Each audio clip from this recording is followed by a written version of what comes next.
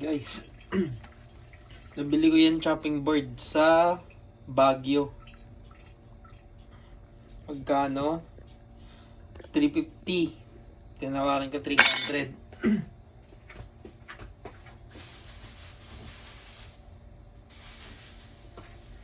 Meron lang ako dito 3 aubergine. Lutuin ko, gagawin kong crispy. Dinner namin tonight. Pag-asahan ko lang.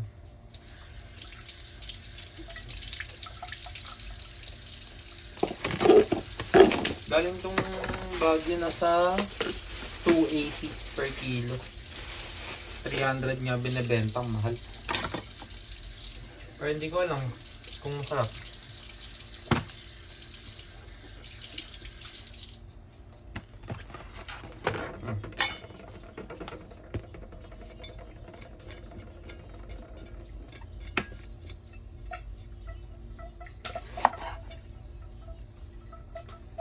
Para naman maganda. Ganito natin. Anong hiwa ba gagawin ko? Strips na lang siguro. Para gawin ko siyang sticks or cut ko in half. Then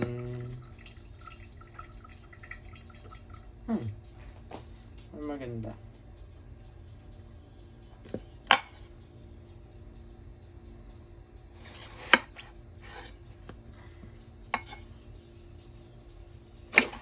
Palakihan ko yung strips para mas maganda siya, parang matabang french fries.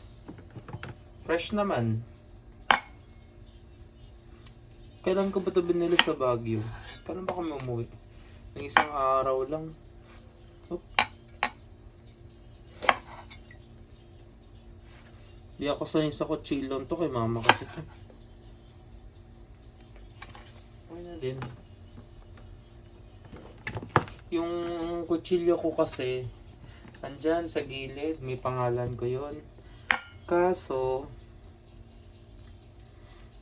ang tawag dito, hindi ko mabuksan. Paano? Nag-lock yung zipper nung case. Kaya magmamadali na ako. Kasi pauwi na sila mama, sabi lutuin ko na daw.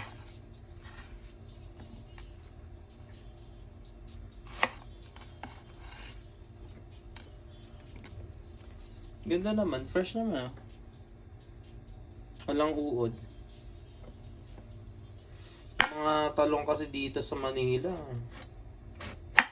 lagi may uod agad eh. Pero baka organic, diba? Yun na lang isipin mo. Tsaka hindi mo nakakamatay yung uod na yun. Tapusin ko lang to guys. Tapos pagtapos na, next step. Yan, tapos ko na. Next.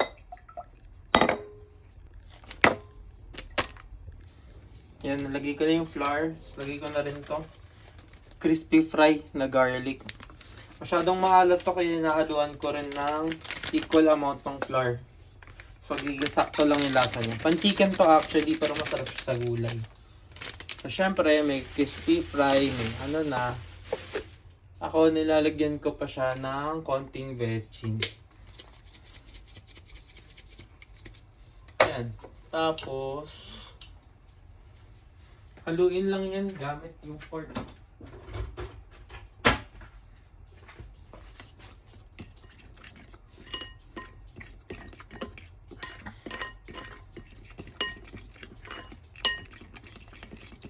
Yan. So, lagyan lang to ng tubig.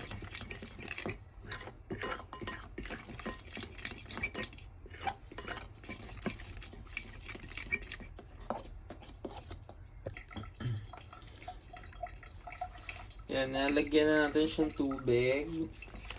Dissolve lang natin.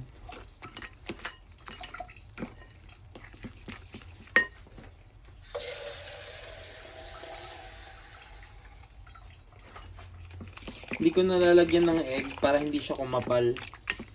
Parang ang goal ko lang dito is mag-coat lang dun sa eggplant. Tapos ipa-fry na natin. Deep fry yan. Tapos syempre malasa na to. Tapos gagawa na lang natin siya ng sauce. Actually, iniisip ko pa kung anong sauce yung gagamitin ko. Pero parang gusto ko ng something na parang Japanese style. Pero meron ako dyan mustard eh. Baka mustard mayo gawin ko. Pero kung Japanese, actually hindi ko pa talaga alam.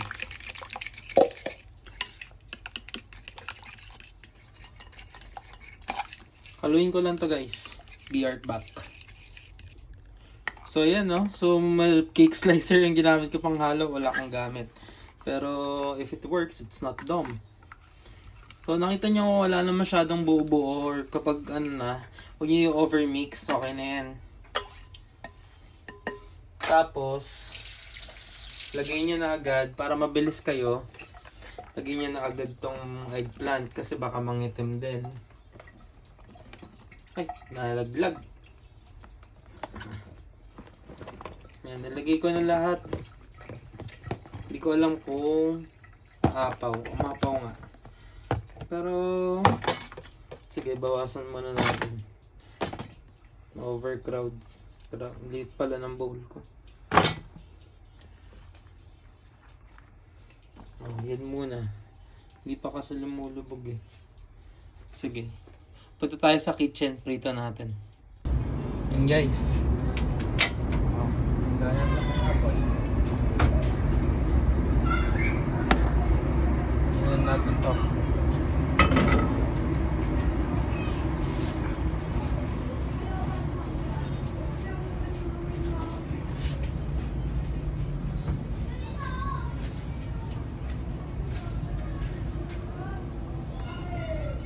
Tapos pag mainit na, lagyan ka na yan ng mantika.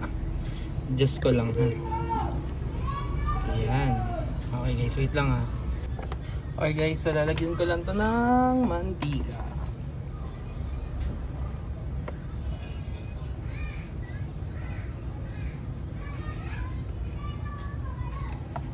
Ganyan lang karami. Lalagyan ko ng sobrang lalim yung mantika. Kasi sakto lang yan, pwede na yan. Pag mainit na yan, maglulubog tayo ng isa for taste test. Guys, so para malaman natin kung may mantika, pwede tayo mag-drop ng batter. Yan, pag nag-bubble siya agad, sabihin mainit na yung mantika. Try tayo ng isa, tapos tikman natin.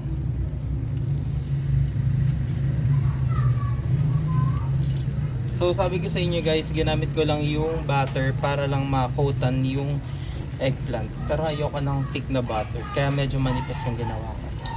So hinabol ko lang din yung garlic na lasa ng crispy fry.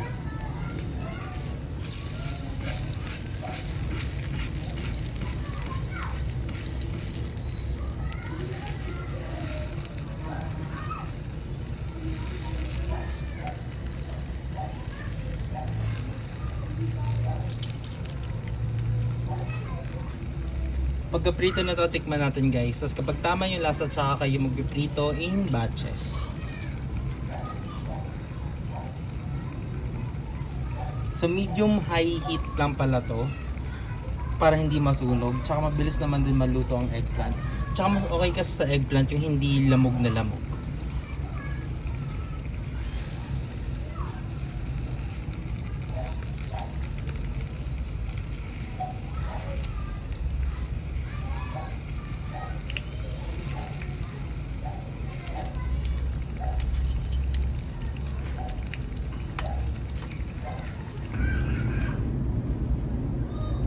Ito guys, yung sample natin.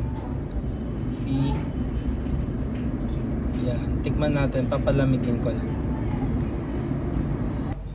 Okay naman yung lasa guys, so simulan natin magprito.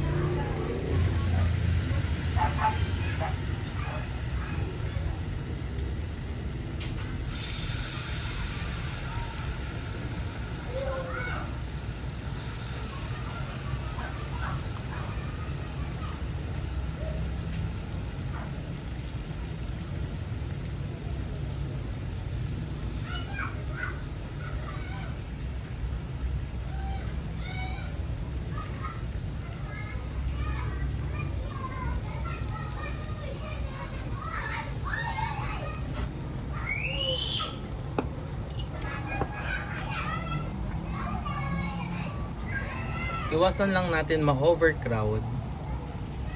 Yan.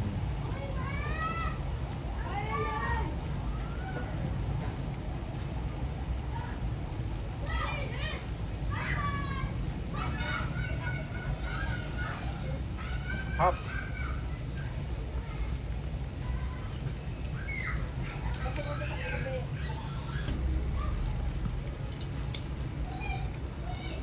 So flip lang natin to guys para maluto yung ibang side.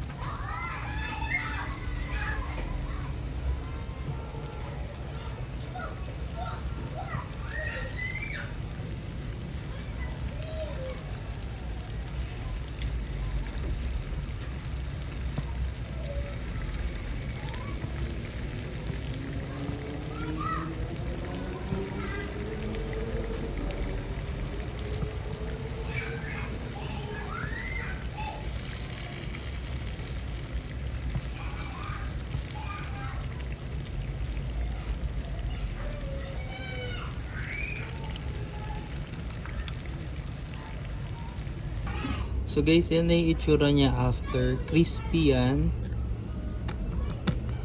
Diba? Crispy yan. Tapos lasang garlic. Parang fried chicken pero healthier version. Well, hindi siya healthy kasi deep fried. Pero masarap siya sa usawan mga teriyaki sauce. Ganun. Or parang kung pao style. O pwede rin naman honey mustard. Yan lang guys. Thank you. Guys, ito pa yung iba nating pinlito. Golden brown na siya. Crispy yan. Tapos gagawa tayo mamaya ng sauce.